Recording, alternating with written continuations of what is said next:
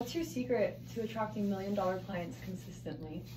We are at the Compass office in Newport Beach, California, and we are going to be interviewing Mark Todd. He's been in the industry for over 20 years in the luxury market here in Newport Beach, has worked with multiple billionaires, has closed countless million-dollar deals, and today we are going to learn about his mindset on abundance and how he operates. So let's see what happens. My clients, a lot of entrepreneurs and C-level executives that I work with are very decisive, right? And so they don't necessarily want a wishy-washy agent. You know, they don't want a pushy agent either. So it's a balance. You know, you got to come with the facts and know the facts, know the market, know the inventory, be competent about speaking of why things sold for what they did. Not only, oh, here's a number, but know the story behind the number. Because a lot of times, especially in 2007, 2008, you know, there were a lot of changes in the market and people had to adapt. And so I think it's really important to know the why something sold at a certain price. Because a lot of people, particularly if they're not from Southern California, look at our evaluations and go, it's not worth it. I don't see how you're coming to this number, but you have to explain to them why. Yeah, with all my clients, especially my high-end stuff, we again, know the market, know the data, know the reason why things sold the way they did, as opposed to, oh, the market's great. You know, that's just such a broad stroke and it's not granular enough. You have to be more granular and to get into the nitty-gritty of why things are the way they are. What's something that you want to share that helped you close your biggest deal? Well, one of my biggest deals was I had to sign an NDA on, and so that's kind of funny. So I can't talk about that one. But let's see, some other big deals. All my biggest transactions, I've worked collaboratively with my buyer or seller, or we've gotten into the real conversations of, if we go at this angle, what are the anticipating, what's going to be the response from the other side, right? And ultimately always keeping in mind what our ultimate goal is, which is either the purchase or the sale, making sure we don't send the other side walking away and burn the bridge of negotiations. We want to keep building the bridge towards it, but cleverly, right? Because you know what, the people with wealth, they're usually more sophisticated in a sense where unless they won a lottery or inherited stuff, right? People who earned it themselves, right? Value their money and value their time and value information and data, you know, to make informed decisions. This is kind of a fun one. What's the craziest risk you've taken in real estate and how did it pay off? Wow. The craziest risk I've taken in real estate, you know, I don't take risks with clients. You know, I'm frugal with their money, investment, yeah. So with clients, I don't take any risk whatsoever. I've taken some marketing risk, which I've done some things that are not risque, but certainly out of the box. But I think my clients were always pleased by that, or they became my clients because they thought it was clever marketing. What type of marketing? My marketing is the anti-marketing marketing plan. Yes. Right? So I think when you're doing marketing, don't do marketing for, oh, I'm terrific, I'm great. Do marketing that resonates with the person you're targeting. Stuff that's sticky. Stuff that is tangible for them. That, okay, a market update is always good to get once a month or whatever, you know, but usually they're already up to date on a lot of stuff. Now that you have Zillow and all that kind of stuff, that information is more tangible to them and it's immediate, you know. So setting out a marketing piece on that is really, by the time you print it, you know, and put it out there, that's old news already. Yeah. So your marketing has to be relevant and it has to be focused on the end user. You know, stuff like people just sold, people don't care, right? They don't, the end user does not care. They might look at it for like 20 seconds, right? But it's just not worth, the marketing money needs to be spent more cleverly. What's one daily habit that you swear by for staying motivated and successful? Lots of caffeine, but no, and prayer. You know, I think these are pretty core things that I think anybody would tell you. Like, every day have at least 3 things that you must accomplish, right? And get your must done early, right? Then the rest of the day is kind of cruising. A lot of people don't anticipate chaos. You have to anticipate chaos, and things are going to take you here, take you there. You know, realtors are like, we're dogs chasing butterflies, and our clients are butterflies just looking, oh, look at this, look at this, look at that, right? And you're chasing them, and it's chaotic, right? So what you got to do is you got to guide them, right? And so I think the biggest thing, back to more relevancy of your question, knock out 3 most important things, right, that you got to do, and do it early, and pick up the phone, call, talk, get belly to belly, texting, emails, you know, that's it feels like we've done our share, our side, but that's, you know, the failure of that is we expect that our message was communicated accurately, right?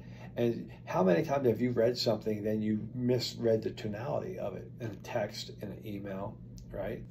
Picking up the phone and having a genuine conversation, or better yet, getting belly to belly like how we are right now, that's far better. Well, Sure. most people are so scared to go face to face nowadays.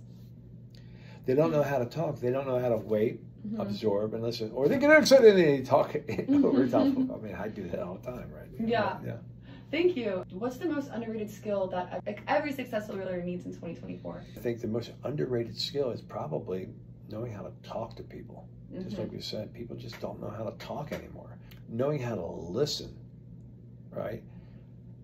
And that's such an important thing, because sometimes it's not what the client says, it's what they're not saying, right? And you really have to tune into that. And they want to know you're listening to what they're not saying, to their nonverbal cues. So you have to be, I think that is the most underrated skill, you know, because people are so used to just talking over top of people or doing things in an email or text. You have to listen. What is one mindset hack that instantly boosts your confidence in high stakes deals? Your confidence comes from repetition.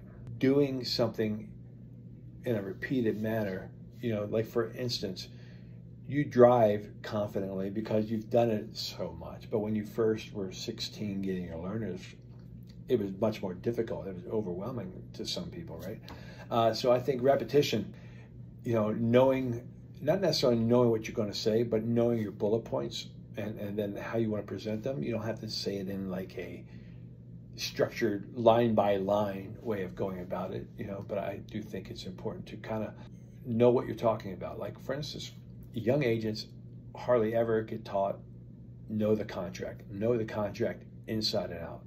Nothing worse than a young agent not knowing the contract or having their client know the contract better than they do, right? Because you know, that could be embarrassing, and there your confidence erodes when you don't know what you're talking about. So I would think it's important for a young agent to really study the contract. Thank you. And know why, and not just know, you know, what's in it, but know why it's in there and why it's designed for the certain protections that are there. What's one thing that you did to shift from a scarcity mindset to an abundance mindset that skyrocketed your income? I've always had a sense of self-belief. It wasn't a matter of like, oh, I deserve this. It's just, you know, I believe you earn everything, right? Yeah, and the universe will give you back what you deserve. So when we talk about manifestation and abundance and stuff like that, in that mindset, no one gets anything they're not deserving. The universe is, I think, is balanced in that way, where if you earn it, you go in with the confidence of knowing that I deserve it because I've earned it. And then if you don't get what you feel you earned, right, you got to muster the strength to go on and to the next deal and make it on the next one. How do you stay focused on abundance when things get tough? Carrying the weight of lack is very heavy. You know, I also, again, I resort to prayer because as I've gotten older, I've gotten more spiritual. I do believe that there's wisdom in the Bible that can be found. There's wisdom in the lessons from people who went gone before you. Like for instance, they say a smart person learns from their mistakes. A genius learns from the mistakes of others.